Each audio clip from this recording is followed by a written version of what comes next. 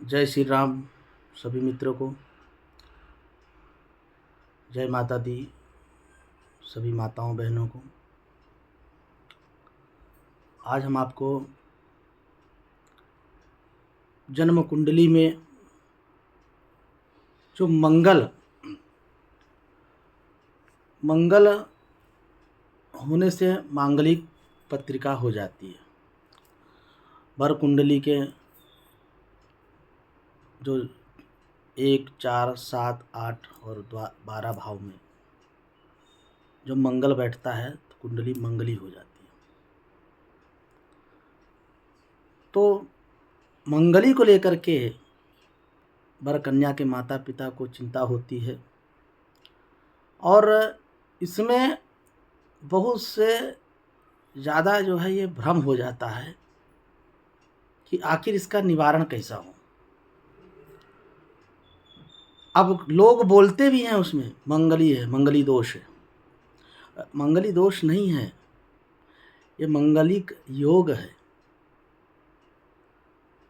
एक बात ध्यान रखिए, हम कुंडली में हमारा कोई भी अगर योग बनता है तो वो दोष नहीं होता है। जैसे एक ग्रहों की युति का योग, दो ग्रहों की एक ग्रहों का तो ठीक है, कोई भी स्थान पे एक ग्रह बैठा है तो उसको युति नहीं बोलते हैं, लेकिन जब दो ग्रह बैठते हैं तो उसको युगल बोलते हैं, युति बोलते हैं। 2 ग्रहों की युति, 3 ग्रहों की युति, 4 ग्रहों की युति, 5 ग्रहों की युति, 6 ग्रहों की युति, 7 ग्रहों की युति, यहाँ तक कि लाखों वर्षों बाद कभी कभी 8 ग्रहों की युति हो जाती है। चाहे राहु अकेला होगा या केतु के साथ में 8 ग्रह होंगे, या केतु 8 ग्रहों के साथ होगा, राहु 8 ग्रहों के साथ होगा, केतु अकेला होगा। 8 ग्रहों का योग हो जाता है। तो अलग अलग विचार, अलग अलग स्थान पे उसका अलग अलग प्रभाव होता है। तो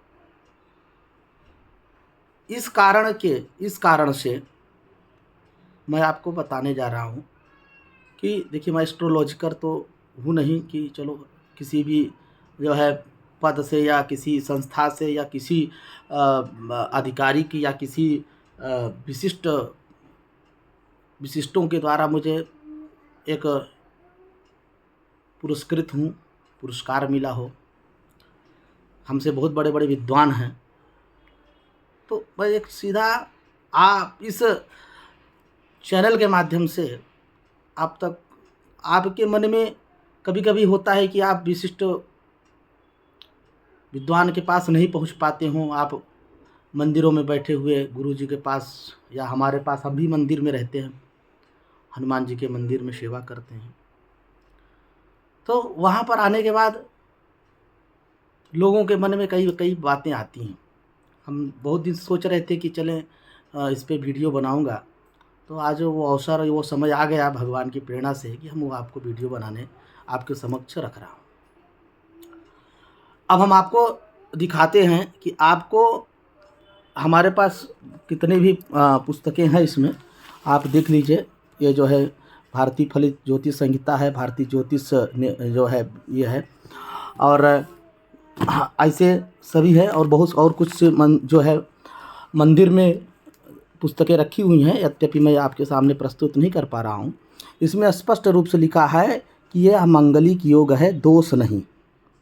लग्ने वये च पाताले जयमित्रे चाष्टमे कुले कन्या भर्तृ विनाशाय भर्ता पत्नी विनाशकृत। यानी कि अगर 1, 4, 7, 8, 12 स्थान पे अगर मंगल होता है वर के कुंडली में तो कन्या का नाश करती है, अगर कन्या के कुंडली में है तो वर का नाश करता है। इस प्रकार से ऐसा योग मंगल का योग होता है। अब इसी में आप देखिए कि लिखा भी हुआ है कि मंगलिक योग वैदव्य योग परिहारः। इसमें लिखा भी है, यो यो भावः स्वामी दृष्टो युतो वा सौम्यैर्वा स्यात् स्यास्ति वृद्धिः पापैरेवं तस्य भावस्य हातिर्वेदश्चस्त्या पृच्छताम जनमतो वा। इसमें और भी लिखा है कि जो है शनि भौमो अथवा कश्चित पापो वातादृशो भवेत। और इसमें भी लिखा है कि गुणाधिक्ये भौम दोषम न विद्यते। यानी कि जो है इस प्रकार से कुंडली में अपने आप ही उस दोष का परिहार लिखा है। तो किस किस योग में अगर मंगल रहे या किस किस ग्रहों के साथ मंगल रहे तो वैधव्य योग परिहार हो जाता है। तो सबसे प्रथम आप जानिए कि मंगल, पहला मंगल जो है किसी अकेला रहे तो मंगल अकेला रहे, जैसे धनु है और मकर लग्न है या वृषभ लग्न है या कुंभ लग्न है या मीन लग्न है, जैसे जैसे मंगल इन लग्नों में मंगल 1, 4, 7, 8, 12 भाव में रहेगा अकेला तो मंगल योग बनाएगा। और वो भी चतुर्थ कर्क राशि, कर्क लग्न और सिंह लग्न में मंगल राजयोग कारक होने के कारण अगर मंगल है तो भी मंगलिक योग वैधव्य समाप्त हो जाता है। मंगल अस्त हो या मंगल नीच राशि का हो तो भी मंगल का जो है मंगलिक योग समाप्त हो जाता है। और इसके अलावा मंगल यदि शनि के साथ है या राहु के साथ है या गुरु के साथ है या चंद्र के साथ है तो भी मंगल का योग समाप्त हो जाता है। और गुणाधिक्ये भौम दोषम न विद्यते। अगर 25 गुण से ज़्यादा, अगर वर कन्या के मिलापक में 25 गुण से ज़्यादा अगर गुणांक प्राप्त हो रहा है, मिलाप जो कुंडली मिलाने का जो योग होता है 36 गुण में, उसमें अगर 25 से अधिक आ रहा है तो अपने आप ही मंगलिक योग समाप्त हो जाता है। हम भी हमारी पत्रिका में भी मांगलिक योग है। मेरे साथ चतुर्थ स्थान पे शनि के साथ मंगल बैठे, कर्क लग्न की पत्रिका है तो मंगलिक योग है। हमारी धर्मपत्नी भी हैं, बच्चे भी हैं। तो इस प्रकार से ऐसा नहीं होता है कि हम भ्रम में पड़े रहें कि नहीं मंगला है खा जाएगा, मंगली है खा जाएगी। ये कभी भी इस तरह के विषय में आप मत जाइए। अगर गुरुजी योग हैं, आपको मालूम है गुरुजी या उनका नाम है तो आप उनके पास चले जाइए।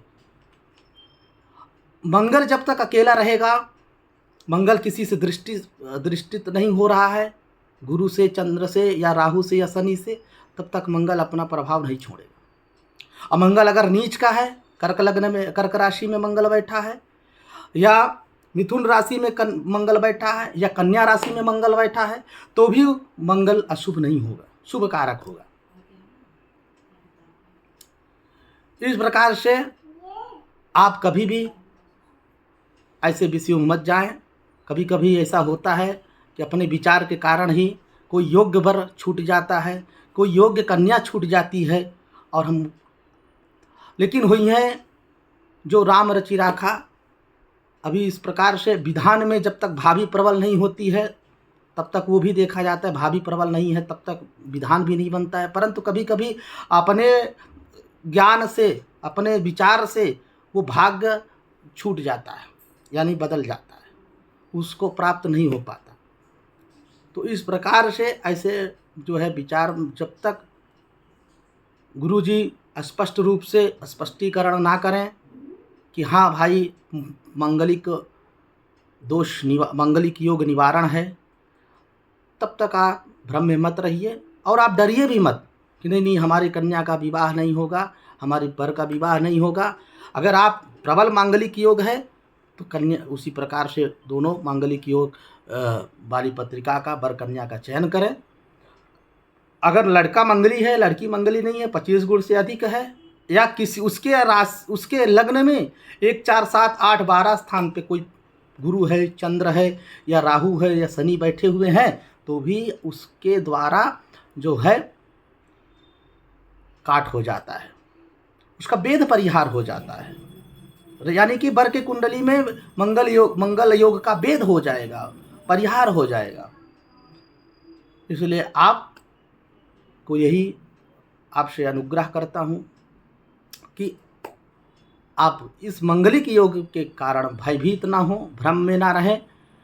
25 गुण से ज़्यादा अगर कुंडली बनती है, आप भी बिना भ्रम और बिना भय से आप कन्या या वर के साथ विवाह करें। जय माता दी।